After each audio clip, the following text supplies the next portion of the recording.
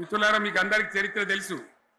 ఆనాడైనా ఏనాడైనా ఈవెన్ ఈనాడైనా తెలంగాణకు villain number 1 Congress party అని మనవి చేస్తా ఉన్నా.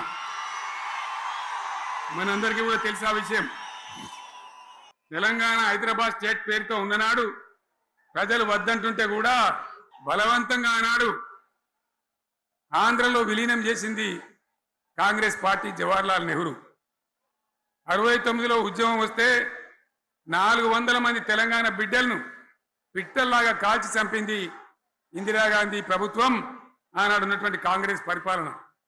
మళ్ళీ 2001 నుంచి మనం విజృంభిస్తే నంగనాచిలాగా ఇదే కాంగ్రెస్ వచ్చి మన బలాన్ని, మన ఊపును చూసి పొత్తు పెట్టుకొని తెలంగాణ ఇస్తామని నమ్మబలికి మనతో పొత్తు పెట్టుకున్నది కూడా మీరు చూసినారు.